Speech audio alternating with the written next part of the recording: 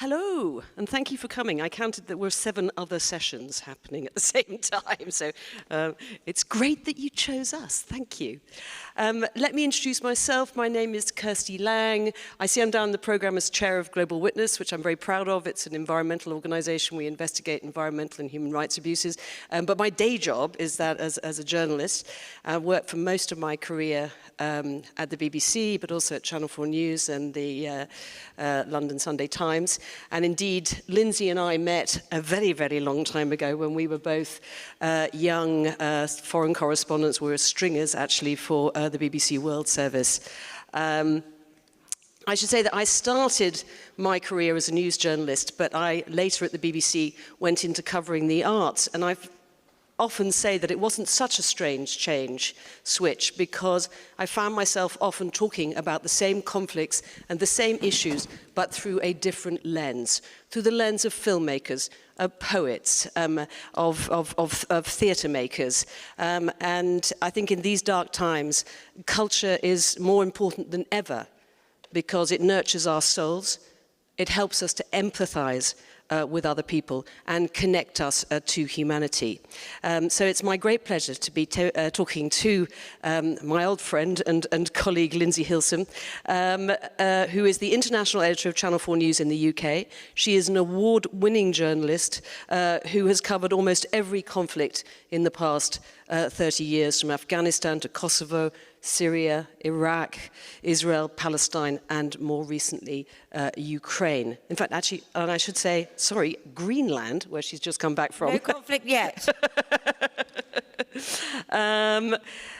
So in a conference dominated by discussions about AI and tech in journalism, I should say that Lindsey and I are both sort of feeling a little bit kind of like dinosaurs, because we are talking about one of the oldest forms of journalism, really, and storytelling, which is poetry.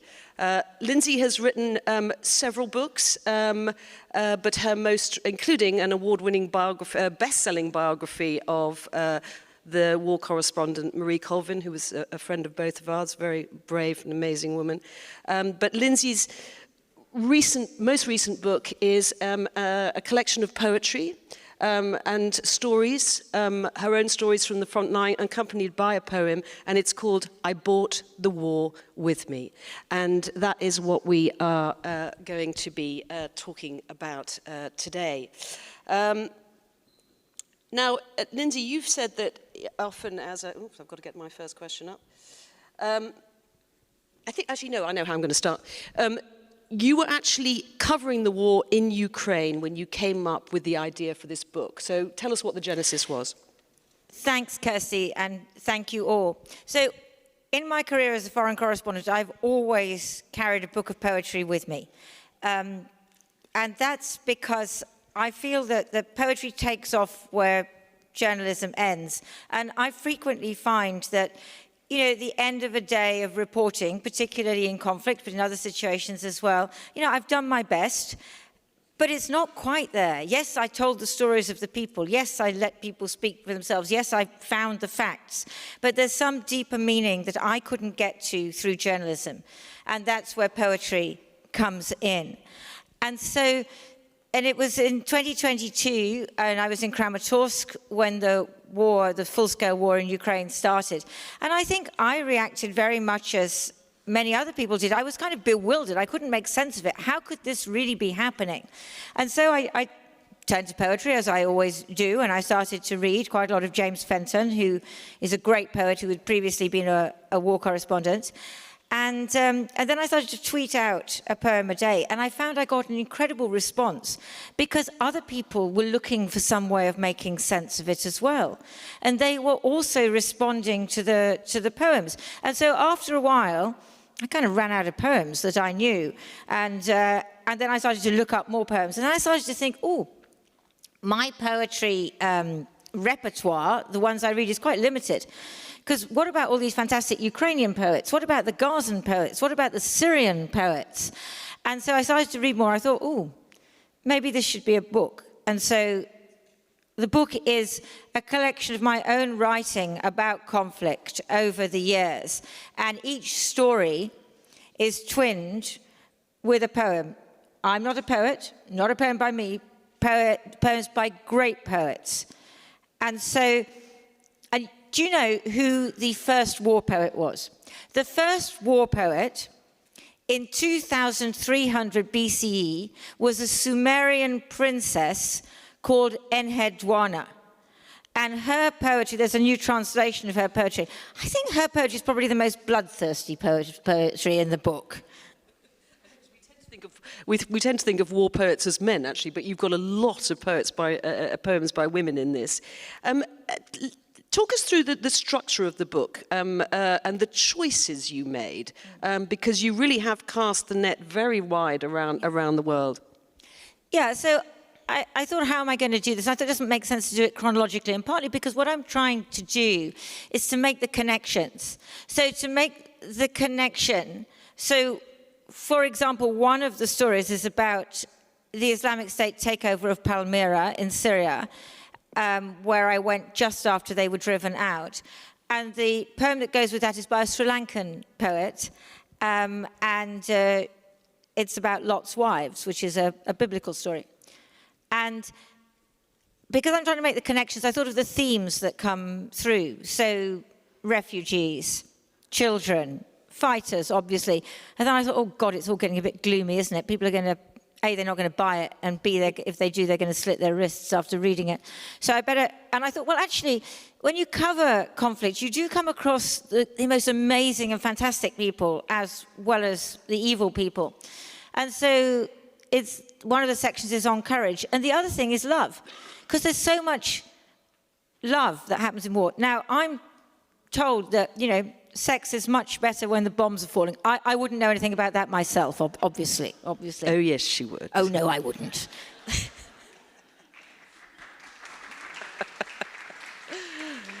Now, you write in the book that poetry helps you find the right language when your own words fail you. And I think we've had this discussion a lot because it's really helpful as a journalist, actually, as a writer, to learn from poetry. I mean, I have been, as Lindsey, we've worked in long-form journalism, in print, we've worked in radio, and we've worked both as TV news reporters, and we've written scripts for documentaries. And when it comes to television news, I think it is incredibly difficult, actually, to be a good TV news writer. One, because the pictures, obviously you have to write the pictures, but two, you have very, very few words.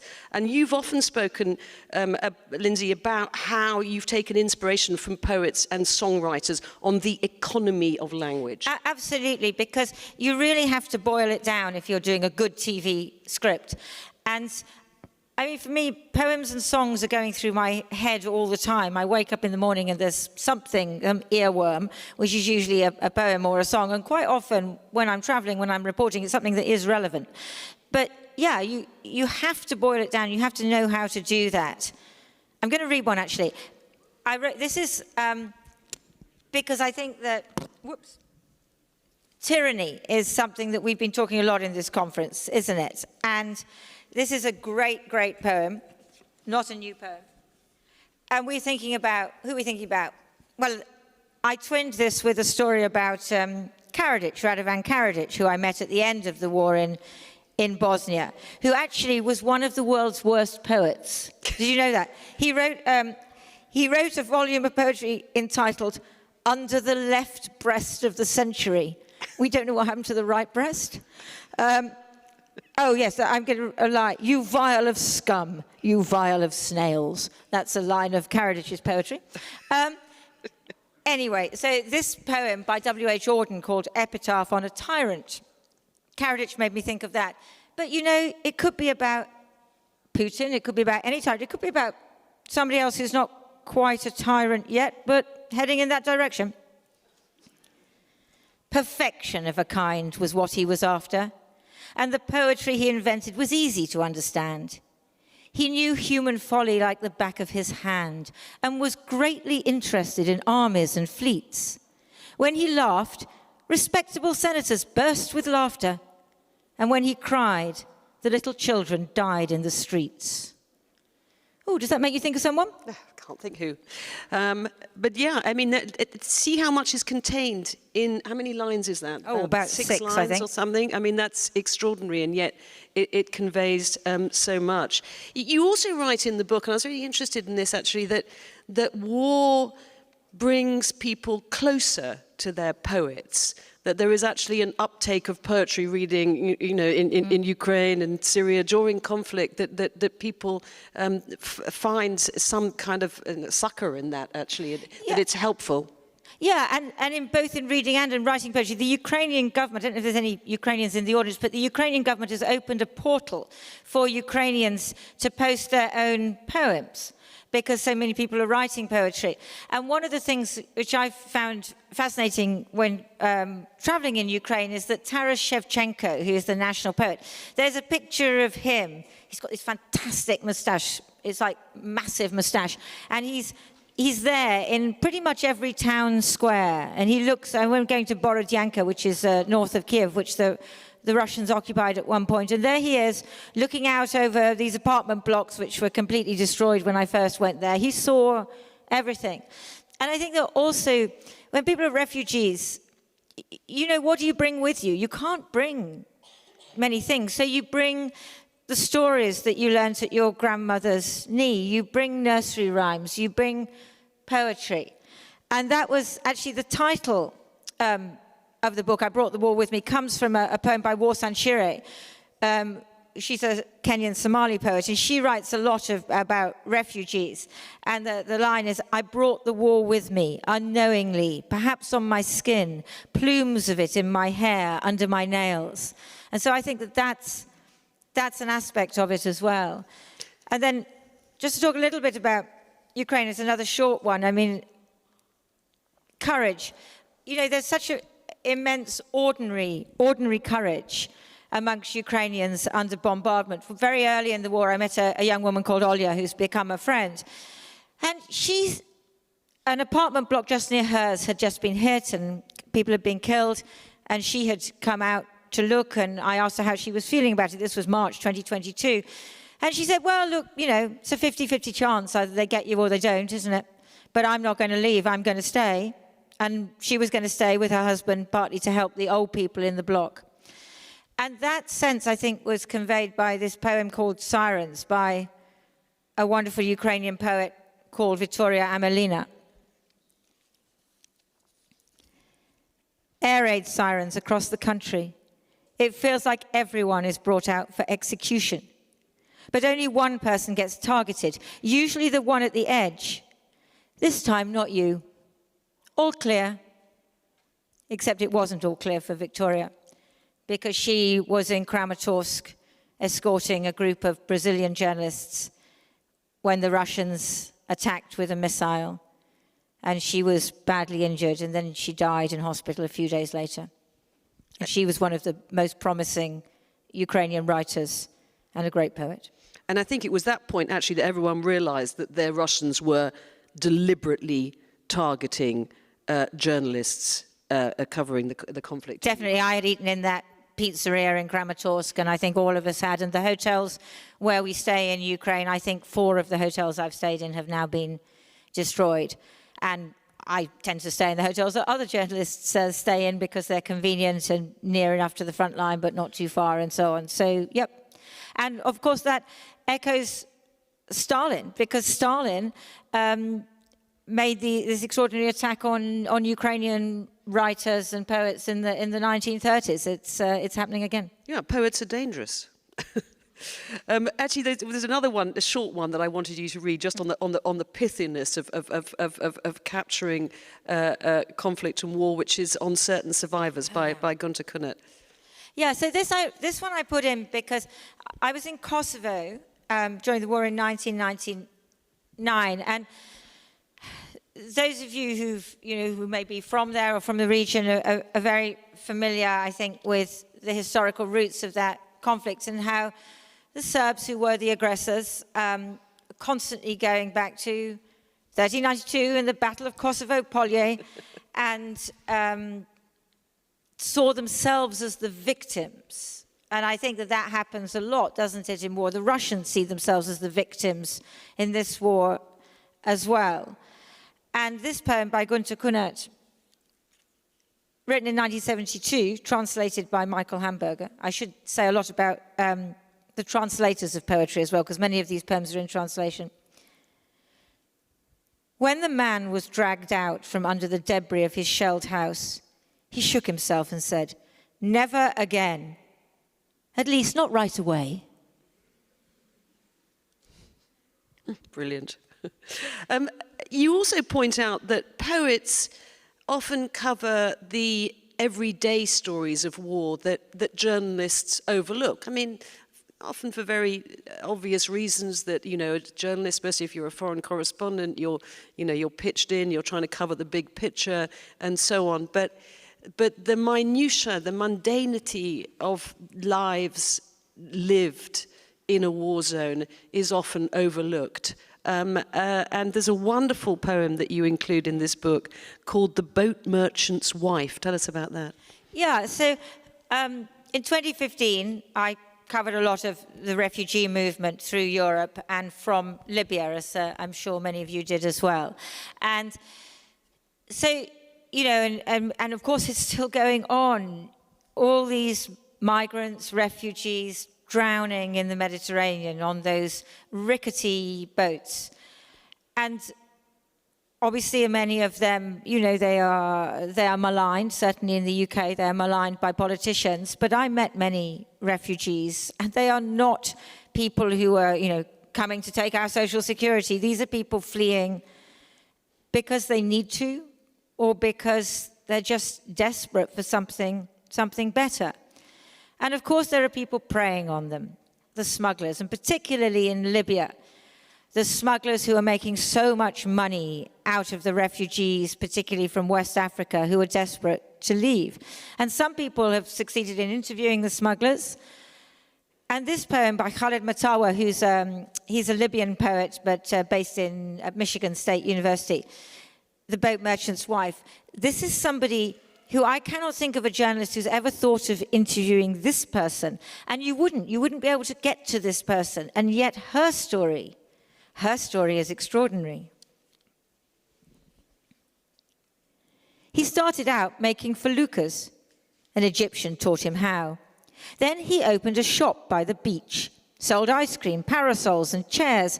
He asked for my hand when I was in teacher college, first year. Time passes like the Qibli here. I was 7 months with my third baby when someone sought him for a zodiac. He traveled all the way to Guangzhou, brought back a dozen, has been selling them ever since. One night I asked how strong they were, how many they carry. "Ah, it's all in the booklet," he said. No reason for what keeps happening to them. He sipped from a glass of vodka and explained how from this same jetty, long before the Arabs and Vandals, even before the Romans and their famous theatre, boats filled with people and goods and sailed off. A day or a week later, the sea sends back the drowned. His long-lashed eyes closed when he spoke, his face unchanged by the years. His fingers moved so carefully, putting out his cigarette. He saw me looking, nodded, then pulled me towards his manhood to help him sleep. Now, there are so many poems in this book, but unfortunately we've only been given 25 minutes, and I know that some of you will want to ask questions. But so there will be a microphone going around in a minute if you want to put your hands up. But just, I suppose, just, you know, one final question from me, Lindsey, which is, how important is it, I mean, to what extent, when you're seeing these very, very difficult things, do you take comfort from poetry? I mean, is that something at the end of a long day reporting that you will go to your hotel room and open a book of poetry? Yeah, because I think, partly because I'm so exhausted at the end of a long day, and a poem is a sort of something, you know, short that you can read, and I can't keep hold of a narrative of a novel. But it's also, I think that poetry, it helps sometimes to read something that makes you think that other people have been through something similar or witnessed something similar. That gives a certain kind of of comfort. But it's also a distancing at the same time, because it's somebody else's words. And I find that process quite helpful. And I do think, to come back to the origin of the book, I think other people do too. It is a way of processing. Yeah, definitely. It's also, I mean, just if I remember one bit of advice I was given very early on in my career. I was posted to Northern Ireland when there was still a conflict going on there, and saying to an older journalist, "Oh my God, what book should I read about Northern Ireland to understand this conflict?" And he said, "Read the novels." Yes, absolutely. Read the novels and the poetry. Read the novels and the poetry, because then you understand what's happening in people's head. Of course, you can read the non-fiction, the explanations, but the novels and the poetry, that helps us as journalists understand what's going on inside people's souls, Anyway, so any questions in our last few minutes? Yes, one here. And if there's another one, I can take 2 questions that say, so I'll take your question and then that one afterwards. Yeah, go ahead. Sorry. Hi. First of all, thank you for all this. I wanted to ask you, how would you interweave poetry and journalism? How do you think can poetry help journalism in a way? Yeah. Sweet. And let's just take 2 questions at once. Yep. And then you can answer. Hi, I'm Jumana Mustafa. I'm a Palestinian poet here. Thank you. It's great to have a poet. Fantastic. Thank you. And can I say, some of the Palestinian poetry I've been reading is extraordinary. Thank you. I'm fascinated with this conversation. Sorry, excuse my English. Your English is great. I have one question for Yes. you, really. Didn't you feel at any point that the meaningless of poetry comparing to the heavy reality of war? Because we're feeling this on those days. We do, as writers, I mean it. Yeah, really. yeah. And I'm fascinated with your angle of all of this, and with your sentence that poetry starts when the end war. It's amazing. It's pure poetry, by the way. Do you know, I feel the opposite. Yeah. I feel that the poetry gives us meaning. Because, and this is actually the same as my answer to your question, which is journalism is of the moment and poetry lasts forever. Yeah. So if you think of so let's think about World War I, right? Yeah. Do we read the journalism of World War I? On the whole, not, although there was amazing journalism in World War I. Do we read Wilfred Owen, Siegfried Sassoon, all the great poets of World War I? Yes, we do. And so, although it's about suffering, and we're talking about Gaza, and one of the poets writing in English is Mosa Babu Toha, and one of his poems is in here. And I'm well aware, of course, that there are many Gazan poets who are writing in Arabic and who are and haven't yet been translated. Yeah. But I think, look, does suffering have any meaning? I can't answer that. I'm not a philosopher. You are. You are. Darling, you're too kind. Me, I'm just a reporter. But I feel that the poetry is what gives dignity to the people who are suffering. And so that's why I kind of revere the poets more than the journalists. Thank you. Thank you. We got, I think, 2 minutes left if there's one more question, or I can read question, the last poem. or we can read the last poem, which we were thinking. Should we just read the last poem? Okay. So I know there's a lot of lawyers in this festival, and I witnessed the Rwandan genocide. I happened to be there when it started, and I testified at the Rwandan War Crimes Tribunal. And I did that partly because I felt that I ought to, because I was one of very few people who was there, who was able to go around and see what was going on. And I did it to lay history to rest, because I felt that in a court of law there was a finality to it. But then I also felt a certain pain about, we as journalists, we're faithless lovers. We move from one conflict to the next. And then we get upset and angry when things change, and we get angry that people have forgotten and that people look at it differently now. And this poem, The End and the Beginning, by the Polish poet Wisława Szymborska, which is translated by Joanna Trzeciak, I think tells us a lot about that. After every war, someone has to clean up Things won't straighten themselves up after all. Someone has to push the rubble to the side of the road so the corpse-filled wagons can pass.